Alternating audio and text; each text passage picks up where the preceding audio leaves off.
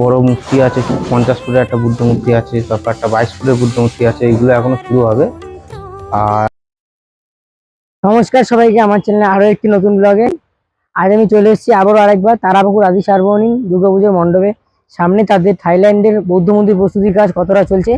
এর আগের প্রথমে যে ভিডিওটা আমি করেছিলাম সেখানে তোমাকে দেখিয়েছিলাম যে প্রাথমিক পর্যায়ের কাজ কতটা এগিয়েছে। আজকে আমি তোমাদের দেখাবো মেন মণ্ডপের ভিতরে মাতৃপ্রতিমা তৈরির কাজ কতটা এগিয়েছে এবং যে জলের মাঝখানে মণ্ডপটা গড়ে উঠছে তার ভেতরে প্রস্তুতির কাজ কতটা এগিয়েছে। তো চলো দেখতে থাকো। সামনে কিন্তু দেখতে পাচ্ছ আমি যে এসে প্রথমবার দেখেছিলাম মেন মণ্ডপ তৈরির কাজ, সেটা কিন্তু অনেকটা এগিয়ে গেছে। এই যে মেন মণ্ডপের ভেতরে কিন্তু আমি যখন প্রবেশ করবো সাঁকো দিয়ে উঠে ভেতরের দিকে, এবং ভেতরের প্রস্তুতির কাজ কতটা এগিয়েছে তা কিন্তু তোমাদের সামনে তুলে ধরার চেষ্টা করবো। আমি কিন্তু এখানে সাবধানে এগোনোর চেষ্টা করছি। তো আমি কিন্তু এখন মেন মণ্ডপের ভেতরে চলে এসেছি, দেখতে পাচ্ছ। তো চলো তোমাদের দেখাচ্ছি মেন মণ্ডপের ভেতরে কাজ কতটা হয়েছে। প্রবেশ পথ কিন্তু এখান দিয়ে মানুষ প্রবেশ করবে, প্রবেশ করে তো সামনে তোমাদের দেখানোর চেষ্টা করছি। তো হচ্ছে দেখো বড় বড় দুটো কিন্তু 24 ফুটের ড্রাগনের যে মেন স্ট্রাকচার তৈরি হচ্ছে, যেটা তোমরা ভেতর মণ্ডপের ভেতরে এখানে ঢুকলেই দেখতে পারবে। আর ভেতরে প্লাইয়ের কাজ কিন্তু অনেকটাই হয়ে গেছে। আগের বারের থেকে এবারে মণ্ডপের যে মানে পরিমাপটা সেটা কিন্তু অনেকটাই বড় করা হয়েছে।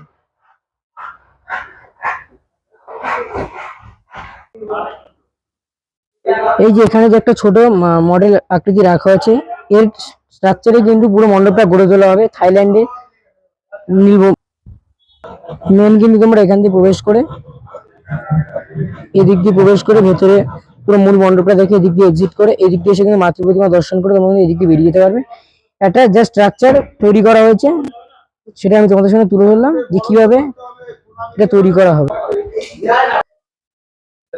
কর্মীরা কিন্তু কাজ করছে ভেতরে, সামনে অনেক প্লাই বাটন ছড়িয়ে রয়েছে এবং প্লাইয়ের যে কাজ সেটা কিন্তু এখন চলছে। প্লাই মেপে উপর অংশ বহু অংশ সাদা প্লাইয়ের কাজ করা হয়ে গেছে। এখানে আর বেশি কিছু দেখানোর নেই, তাই আমি এখন মাতৃপ্রতিমা রয়েছে সেই মণ্ডপের ভেতরে যাচ্ছি এবং তোমাদের মূল মাতৃপ্রতিমা দেখানোর চেষ্টা করছি।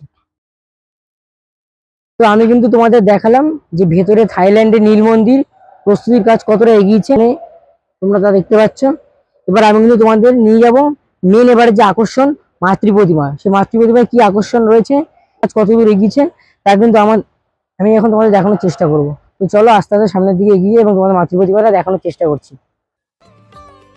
তো exclusively on Amiss blog YouTube চ্যানেলে তোমরা কিন্তু এখন যে তারাপুকুর আদি সার্বজনীন দুর্গোৎসব কমিটির যে মাতৃপ্রতিমা প্রস্তুতির কাজটা কতটা এগিয়েছে আমি তোমাদের সঙ্গে তুলে ধরলাম এই প্রথমবার আমার ভিডিওতে। তোমরা দেখতে পাচ্ছ মাতৃপ্রতিমা তৈরির কাজ কতটা এগিয়েছে। এই যে নিচে যে গোল স্ট্রাকচারটা রয়েছে সেটা কিন্তু যতটা সম্ভব শুনেছি সেটা কিন্তু ঘুরবে। এবার আরো কি বিস্তারিত তথ্য আমি যা জানবো তা কিন্তু তোমাদের সামনে ভিডিওর মধ্যে তুলে ধরবো। তো আমি এখানের শিল্পী যারা রয়েছে এবারে তারাপুকুর আদি সার্বজনীনে তাদের থেকে জানতে পারলাম তোমরা যখন এই মণ্ডপে ঢুকবে এখানে কিন্তু লাইটিং এর খেলা থাকবে, পুরো মণ্ডপটার মধ্যে কিন্তু লাইটিং এর খেলা থাকবে। এবার তোমরা যখন মণ্ডপের মধ্যে ঢুকে মাতৃপ্রতিমা দর্শন করবে তখন কিন্তু তোমরা পুরোপুরি দেখতে পাবে ঠাকুরটা কিন্তু হ্যাঙ্গিং অবস্থায় থাকবে। আর যে নিচে যে পার্টটা রয়েছে সেখানে কিন্তু একটা পদ্ম থাকবে, সেটা কিন্তু কন্টিনিউয়াসলি ঘুরতে থাকবে। সেটাই আমি বলতে চেয়েছিলাম যে নিচে একটা পার্ট রয়েছে সেটা ঘুরবে, সেটা আমি তাদের থেকে জানতে পেরে এবার তোমাদের সামনে সেই তথ্যটা তুলে ধরলাম। তো তোমরা দেখতে পাচ্ছ এই যে ঠাকুরটা রয়েছে সেটা কিন্তু হ্যাঙ্গিং অবস্থায় থাকবে এবং নিচে কিন্তু পদ্ম আকৃতি থাকবে, পদ্ম ফুল টাইপের, সেটা কিন্তু ঘুরবে। পুরো ভেতরটা মেকানিক্যাল লাইটের মাধ্যমে তোমাদের সামনে তুলে ধরবে এবছরে তারাপুকুর আদি সার্বজনীন দুর্গোৎসব কমিটি।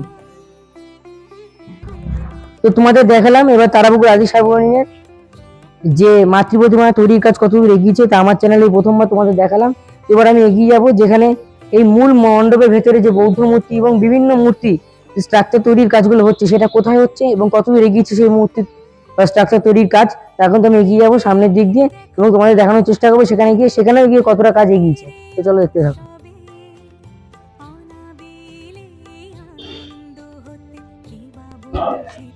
তো আমি কিন্তু এখন চলে এসেছি যেখানে, তো তোমরা কিন্তু সামনে দেখতে পাচ্ছ এবার যে থাইল্যান্ডের নীল মন্দিরে যে বৌদ্ধ মূর্তি থাকবে তা কিন্তু এখানে তৈরি করে ফেলা হয়েছে।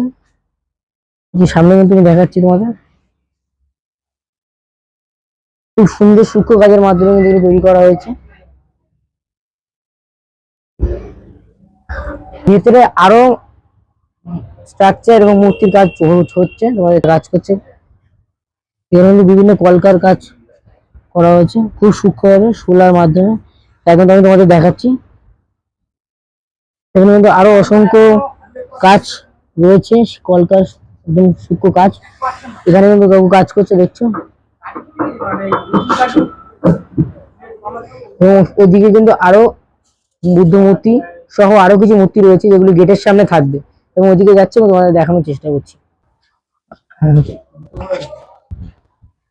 তো আমি কিন্তু এখন আরো আরেকটি হল ঘরের দিকে এগিয়ে যাচ্ছি। সেখানে আরো খুব সুন্দর সুন্দর স্ট্রাকচার গুলো তৈরি করে রাখা হয়েছে, সেগুলো আমি তোমাদের সেখানে গিয়ে দেখানোর চেষ্টা করছি। যে চলো দেখতে থাকো ভিডিওটি, তুমি তোমাদের পুরো ডিটেলসে তুলে ধরবো। তো আমি কিন্তু এখন চলে এসেছি যেখানে আরো স্ট্রাকচার গুলো তৈরি করা রয়েছে, এবং সাথে খুব সুন্দর তৈরি করা হয়েছে। এখানে সেটাকে আমি পেয়ে গেছি। তো আমি কিন্তু তোমাদের দেখানোর চেষ্টা করছি। দেখো সামনে যে মেন বুদ্ধ মূর্তি যেগুলো প্যান্ডেলে থাকবে, সেগুলো কিন্তু এখানে পুরোপুরি তৈরি করা হয়েছে এবং কিন্তু প্লাস্টিক দিয়ে ঢেকে রাখা হয়েছে। এবং এখানে কিন্তু অসংখ্য আরো কলকার কাজ রয়েছে যেগুলো প্যান্ডেলের গায়ে লাগানো থাকবে। এবং ওই দূরে দেখতে পাচ্ছ আরো দূরে ছোট বুদ্ধ মূর্তি কিন্তু এখানে রয়েছে। এবং এখানে আরো মূর্তি রয়েছে, এটা একটা, যেগুলো গেটের প্রবেশের মুখে তোমরা দেখতে পারবে। আরো একটি মূর্তি তোমাদের দেখাচ্ছি, এটি বুদ্ধ মূর্তির সাথেই কিন্তু থাকবে একদম পুজো মণ্ডপের ফ্রন্টে, একদম পুজো মণ্ডপের সামনের দিকে কিন্তু মূর্তি দুটো কিন্তু তোমরা দেখতে পাবে। এখানে একটা রয়েছে, আরো একটা মূর্তি কিন্তু এই দিক করে রাখা হয়েছে। আমি জুম করে দেখানোর চেষ্টা করছি। কিন্তু পুরো প্লাস্টিক দিয়ে মোড়ানো হয়েছে, যাতে কোনো ক্ষয়ক্ষতি না হয় মূর্তিগুলো। এবং এখানে কিন্তু আরো একটি মূর্তি রয়েছে, এটা গেটের সামনে থাকবে যত সম্ভব আমি জানতে পেরেছি।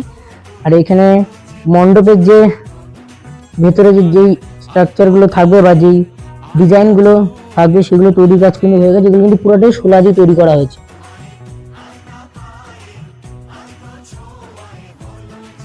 খুব সুন্দর সূক্ষ্মভাবে কাজ করলে কিন্তু এরকম নিখুঁত কাজ কিন্তু ফুটে ওঠে।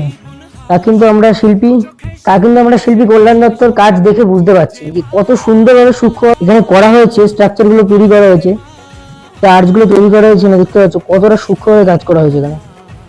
আর এখানে কিন্তু যে ড্রাগনের মুখ তা কিন্তু তৈরি করা হয়েছে, একটা দেখতে পাচ্ছ এখানে একটা রয়েছে, পাশে আরো একটা রয়েছে।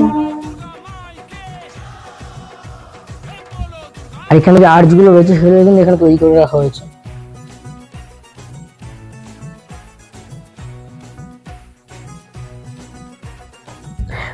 প্রচুর কাজ কিন্তু এখানে রয়েছে, মানে কোনটা ছেড়ে কোনটা দেখাবো এটা আমি নিজেই বুঝতে পারছি না। তাই তোমাদের যতদূর সম্ভব আমি পুরোটাই এখানে কভার করার চেষ্টা করছি, এবং শিল্পীর মুখ থেকে তোমাদের সামনে যা কথা আমি পাবো তা তুলে ধরার চেষ্টা করব।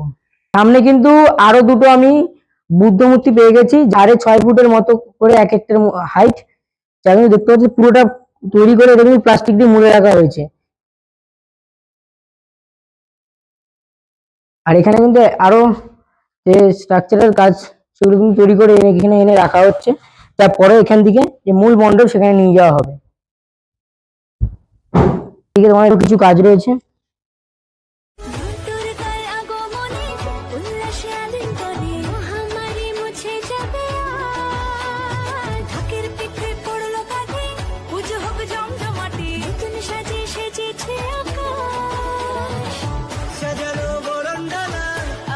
মেঘের বেলা চলছে ধুনু জিনা, আসরের ঘন্টা বাজে এলো নতুন সাজে, আকাশে পুজোর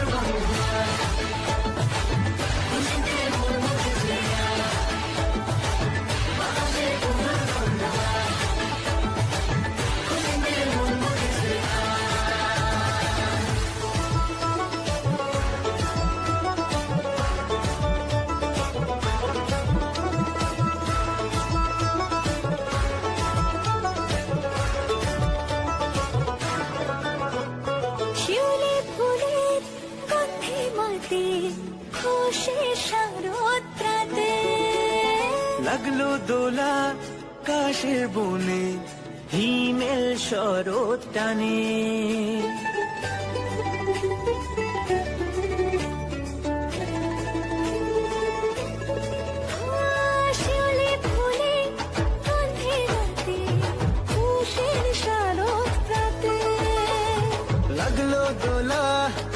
দেশের বনে ইমেল শরৎ কানে ষষ্ঠী চাওয়া পাওয়া। তো আমি কিন্তু তোমাদের এখানে পুরো জায়গাটা ঘুরে যা সকল স্ট্রাকচারাল পার্টগুলো তোমাদের সামনে তুলে ধরলাম ভিডিওটির মাধ্যমে। এবার কিন্তু আমি শিল্পী যে কল্যাণ দত্ত রয়েছে তার মুখ থেকে শুনে নেব যে এগুলি কবে থেকে তৈরির কাজ শুরু হয়েছে এবং আকর্ষণ কি রয়েছে এবারে। তো আমি কিন্তু এখন ইতিমধ্যে এখানে পেয়ে গেছি যে এখানে যে মূর্তিগুলো বা স্ট্রাকচারাল পার্টগুলো বা আর্টগুলো তৈরির কাজ হয়েছে, সেখানে যে শিল্পী রয়েছে তাকে শিল্পী কল্যাণ দত্ত শুনে নাও। তো কাকু নমস্কার আমাদের চ্যানেলে। নমস্কার নমস্কার। তো এবারে তারাপুর আদি সার্বভৌমের প্যান্ডেল তো থাইল্যান্ডের বৌদ্ধ মন্দির, তো সেই থাইল্যান্ডের বৌদ্ধ মন্দিরের ভেতরে যে মূল স্ট্রাকচারাল পার্টগুলো থাকবে বৌদ্ধ মূর্তি বা যে বিভিন্ন ধরনের আর্ট যেখানে দেখলাম, এগুলো তৈরির কাজ কবে থেকে শুরু করা হয়েছে? এগুলা তৈরি হচ্ছে আমাদের প্রায় 3 মাস ধরে কাজ করছি। 3 মাস ধরে কাজ করছি, কাজ এখনো অনেকটাই বাকি আছে। বেশ কিছু বড় মূর্তি আছে, 50 ফুটের একটা বুদ্ধ মূর্তি আছে, তারপর একটা 22 ফুটের বুদ্ধ মূর্তি আছে, এগুলো এখনো শুরু হবে। আর যে দিন 10-15 পর থেকে আমাদের রং করা আরম্ভ হয়ে যাবে, কেননা অনেক কাজের পরিমাণটা হিউজ। আমরা চেষ্টা করছি এটা যত তাড়াতাড়ি সম্ভব কমপ্লিট করে দেওয়ার। আর দর্শকদের কাছে অনুরোধ, আপনারা আসুন, ভালো লাগবে। ব্লু টেম্পল ভালো লাগবে, ভালোবাসা পাওয়া যাবে। গত বছর আমরা করেছিলাম কাশী বিশ্বনাথ মানে বর্ণময় বেনারস, দর্শকদের ভালোবাসা পেয়েছিলাম প্রচুর। এবছর আশা করছি ভালো ফলাফল পাবো। অসংখ্য ধন্যবাদ আমাদের চ্যানেলে সময় দেওয়ার জন্য। Thank you thank you.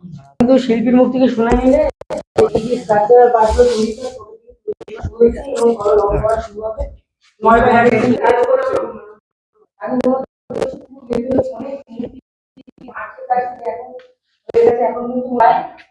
60 দিনের মতো বাকি, 60-65 দিন। তার আগে কিন্তু প্রচুর মেলা করে ফেলা হয়েছে। মূর্তিগুলো কিন্তু প্যান্ডেলে ঢোকার আগে তোমাদের দেখতে হবে স্ট্রাকচারগুলো সেখানে থাকে। আর এই মেইন বৌদ্ধ মূর্তিগুলো কিন্তু ফ্রন্টের সাইডে থাকে। তাই তোমাদের আমি একটু আগে দেখালাম। আর যে এই গল্পের কাজগুলো রয়েছে এগুলো কিন্তু প্যান্ডেলের গায়ে থাকে। মুখ থেকে শুনতে পারলে তো আশা করি তোমরা এখানে একবার থাইল্যান্ডের নীল মন্দির কিভাবে গড়ে উঠছে, তারাপুর আদি সার্বভৌম দুর্গোৎসব কমিটির যে জলাশয়ের মাঝখানে খুব সুন্দর করে তারা পরিচালনা করতে চলেছে। তো চলো ভিডিওটি ভালো লাগে থাকলে অবশ্যই লাইক করবে, কমেন্ট করবে এবং সাবস্ক্রাইব করে বন্ধুদের মধ্যে শেয়ার করতে কিন্তু একদমই ভুলবে না। এর নতুন নতুন আরো ভিডিও কিন্তু আমি নিয়ে আসবো। পরের সপ্তাহে কিন্তু আমার চ্যানেলে অনেক পরপর ভিডিও আসতে থাকবে। কলকাতার বিভিন্ন প্রান্তে কি প্রস্তুতি চলছে এবং কি থিম রয়েছে এবারে তেমন আমি নিয়ে আসবো। এরপরেও কিন্তু ভালো একটি ভিডিও আসতে চলেছে, তার জন্য চ্যানেলটিকে সাবস্ক্রাইব করুন। ধন্যবাদ।